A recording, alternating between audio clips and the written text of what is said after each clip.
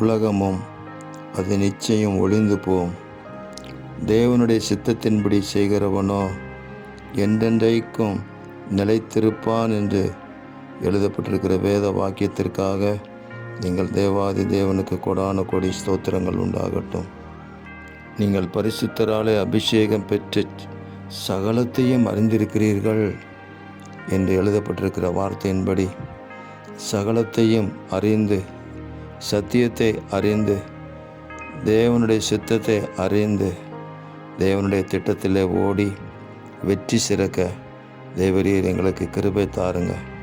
உலகத்தையும் உலகத்தில் உள்ளவைகளையும் பொல்லாங்கனையும் ஜெயிப்பதற்கு தேவ ஆவியின் பலன் எங்களுக்கு நிறைவாக உண்டாக வேண்டும் என்று நாங்கள் ஜெபிக்கிறோம். எங்கள் தேவாதி தேவன் எங்களுக்கு அப்படிப்பட்ட அபிஷேகத்தை கொடுத்து சத்தியத்தினால் பலப்பட்டு சத்துருவை ஜெயித்து ஜெயங்கொண்ட வாழ்க்கை வாழ கிருபை தருகிறதற்காக ஸ்தோத்திரம். உங்கள் கிருபை எங்களை சூழ்ந்து கொள்ளட்டும்.